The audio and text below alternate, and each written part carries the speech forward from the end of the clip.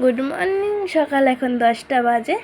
তো সকালবেলা ঘুম থেকে উঠে এত সুন্দর ওয়েদারটা দেখে মাইন্ডটা ফ্রেশ করে ভেবেছিলাম আর বৃষ্টি হবে না, খুব খুশিতে ছিলাম। তারপরে ব্রাশ করে চা খেয়ে, চায়ের ভিডিওটা করা হয়নি, ব্রেকফাস্ট করে আমি এসেছিলাম দিদাবাড়িতে।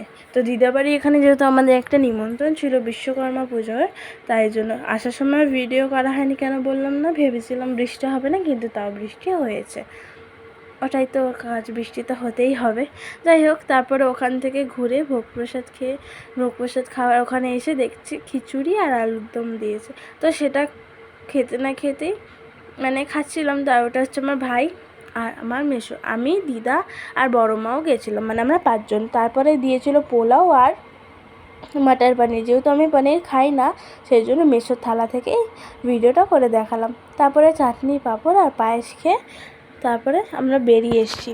তো যেহেতু এখানে মেলা বসে, আসার সময় ভিডিও করা হয়নি, তাই দেখানো হয়নি, তাই এখন দেখাচ্ছি। এখানে অনেক বড় করে প্রোগ্রামও হয় আর মেলাও বসে। এবছর একটু কম দোকান বসেছে, কিন্তু প্রতি বছর বিশাল দোকান বসে, খুব বড় মেলা হয়।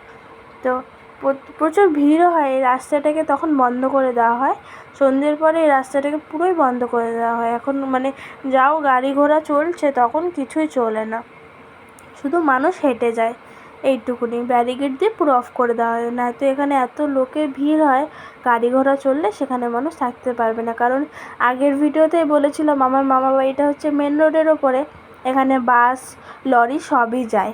তো এই রাস্তাতে যত বাড়ি আছে সবই মেন রোডের ওপরে, তো সেই জন্য বন্ধ করে দেওয়া হয়। আর কি সুন্দর সব, এখনও কিছু কিছু দোকানপাট আসছে। তো আমি তো বিকালে পড়াতে যাব, আমার আর মেলায় থাকা হবে না, তাই যে কটা দোকান খুলেছে, দোকান তো খোলেনি, সবে গোছাচ্ছে, তাই একটা দুটো দোকান দেখেই চলে আসলাম বাড়িতে। এসে দিদা বলছে, দেখ তো ছাদে গিয়ে কী হয়েছে। আমি বললাম, কী না কী হয়েছে। এসে দেখছি ওয়েদারটা কী সুন্দর। তারপরে দেখছি, মা গাছে কতগুলো পদ্ম ফুল ফুটেছে, একটা নাকি ফুটে ঝরেও গেছে। ওই দেখুন, ওটা ফুটে ঝরেও গেছে, আর একসাথে এতগুলো কড়ি বেরিয়েছে, কি সুন্দর লাগছে না দেখতে।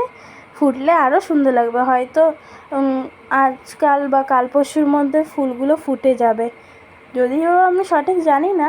তারপরে পড়াতে যাওয়ার সময় দেখছি আমাদের বাড়ির সামনে ফায়ার ব্রিগেডটা কী সুন্দর সাজিয়েছে, কি ভালো লাগছে না। প্রতি বছরই ওখানেও বড় করে পুজো হয়। তারপরে আমি চলে যাচ্ছি এখন পড়াতে। তো পড়াতে যাওয়ার সময় দেখছি আমাদের বাজারে যত কাঠের দোকান আছে, বা যারা কী বলে ওইগুলোকে, যন্ত্রপাতি, ওই লোহার করে, তারা তো সবাই বিশ্বকর্মা পুজো করবে। তো আমাদের পুরো রথতলা বাজারে এরকম কাঠের দোকানই বেশি।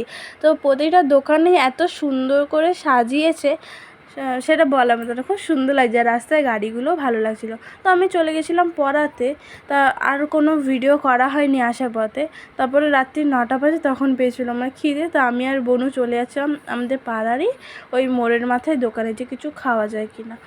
তো যেহেতু রাস্তা ফাঁকা, আমার বোনের দুষ্টুমি ও সবসময় করে। তো তারপরে হচ্ছে একটা স্যান্ডউইচ আর একটা ক্যাম্পাগোলা নিয়ে এসে ওটা খেয়ে আজকে ভিডিওটা শেষ করছি। টাটা।